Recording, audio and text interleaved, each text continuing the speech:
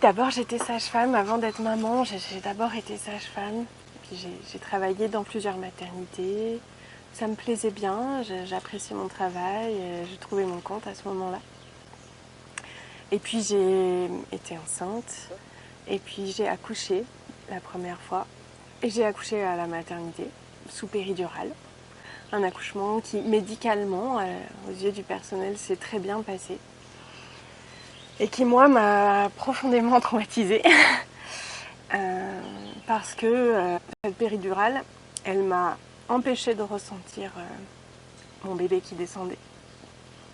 J'ai poussé comme une brute parce que je sentais rien et que il fallait sortir le bébé. Et puis à un moment, ils m'ont dit, bon là, il faut vraiment qu'elle sorte, on va faire des forceps. C'est vrai que là, ça motive à pousser encore plus comme une brute.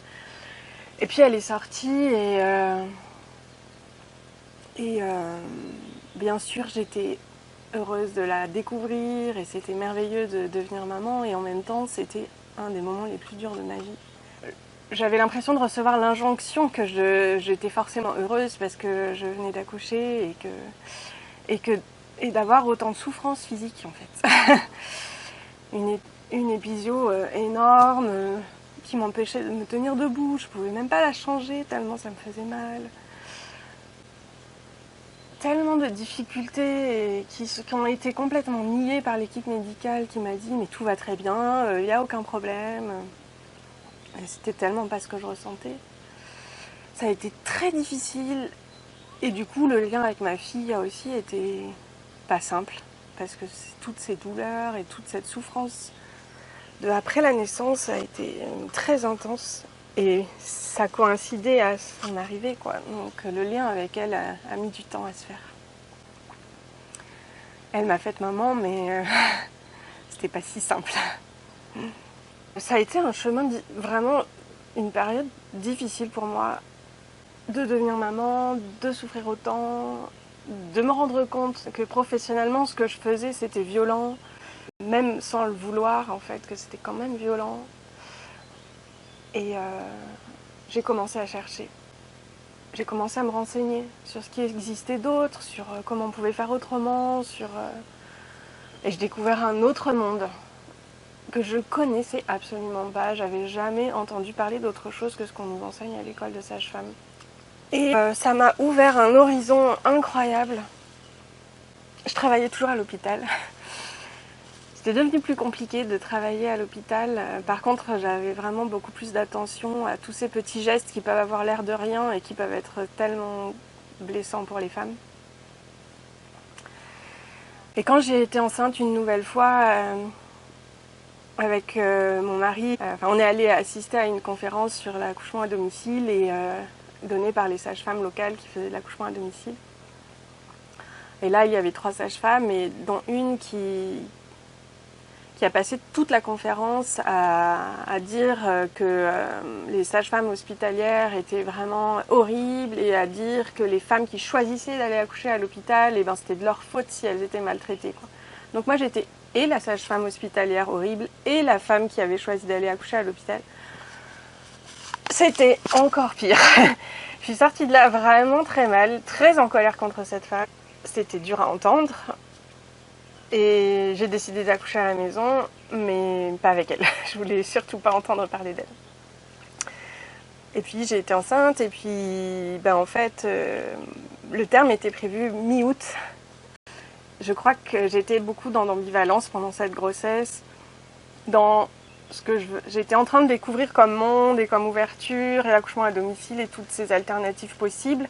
Et la sage-femme que j'étais toujours en fait à l'hôpital, je continuais à être une sage-femme classique. Et il s'est trouvé que mon corps n'a pas accouché en fait. J'ai dépassé le terme et j'ai dû être déclenchée à terme mes 7 jours. Ma fille n'est pas née à la maison, elle est née à l'hôpital. Mais j'étais extrêmement déterminée sur ce que je voulais pas revivre, même à l'hôpital. Et du coup, j'ai attendu d'avoir le sage-femme, c'était un homme ce jour-là, droit dans les yeux, qui allait être là pour mon accouchement, pour lui dire je veux pas de péridurale, que ce soit bien clair entre nous, avant de me laisser emmener dans le voyage du travail et de l'accouchement. Et il a été fantastique parce que il m'a très bien entendu et qu'il a pleinement soutenu ce projet, parce que même quand à un moment j'ai dit je veux une péridurale maintenant, j'en peux plus, il m'a juste dit tout va très bien, et il m'a pas mis de péridurale. Il m'a encouragée, soutenue, et c'était exactement ça que j'avais besoin.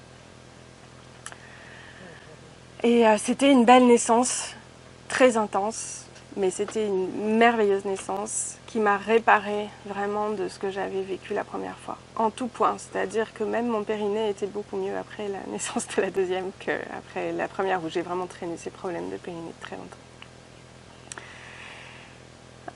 Tout a été simple, tout a été plus facile, un bébé plus facile, un allaitement plus facile, une naissance plus facile. J'étais heureuse, épanouie. Et sûre que c'était le bon chemin, que c'était comme ça, qu'en fait c'était sûr que c'était mieux comme ça, et je l'avais tellement ressenti, tellement vécu intérieurement. Et j'ai quitté l'hôpital peu de temps après parce que c'était vraiment devenu impossible de continuer à concilier ce que je pensais être juste et ce qu'on nous demandait de faire à l'hôpital. Du coup, je me suis installée en libéral dans un cabinet de sage-femme qui faisait des accouchements à domicile, dont faisait partie cette sage-femme horrible de la conférence. J'ai commencé à me rapprocher de plus en plus et j'entendais leurs histoires d'accouchement, en fait. Je faisais partie de cette équipe-là, quoi. Donc j'entendais des histoires de naissance et puis j'ai eu l'impression pendant ces 5 années d'avoir réussi à déconstruire ce qu'on m'avait appris et qui était peut-être, enfin, aujourd'hui que j'estime pas juste, voilà. Et que j'avais besoin de ce temps pour me nettoyer de tout ça et pouvoir repartir sur des bonnes bases. Et puis j'ai à nouveau accouché. Cette fois, c'était une évidence que ça serait à la maison. Il y avait zéro ambivalence.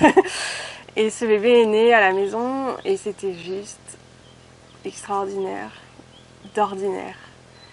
C'était juste un temps hyper intense de la vie de femme, mais en même temps dans ma maison, dans mon salon, entourée de ma famille, de mes amis, enfin ces sages-femmes étaient devenues mes amies, et puis d'une de mes filles qui souhaitait être là, d'une autre amie qui s'occupait de ma fille, enfin c'était merveilleux, c'était extraordinaire.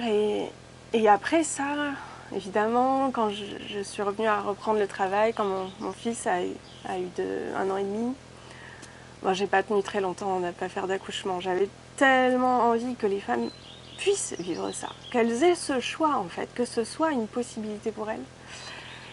Après ça, j'ai commencé à faire du compagnonnage avec les sages-femmes avec qui je travaillais, et puis à assister à des naissances, et à faire la deuxième sage-femme, en fait, aller avec elles pour être la deuxième sage-femme.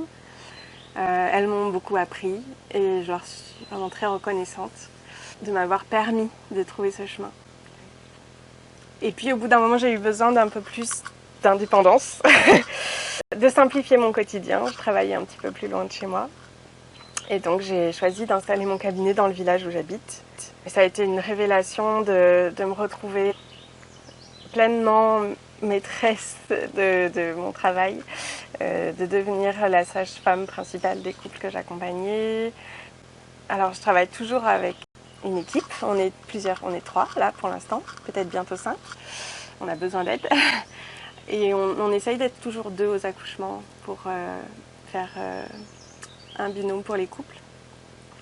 Pas pour se relayer, pour vraiment être 2 ensemble. Chacune d'entre nous accompagne pleinement une famille et la deuxième se greffe à l'histoire en cours de route et là au moment de la naissance, mais va être un peu moins présente, et il y a une relation très forte qui se crée avec les couples qu'on accompagne comme ça, qui nous permet le jour de la naissance de bien les connaître, de déchiffrer les petits gestes, les petites paroles de cette femme-là, qui ne sont pas les mêmes petits gestes et petites paroles d'une autre femme qui n'est pas la même.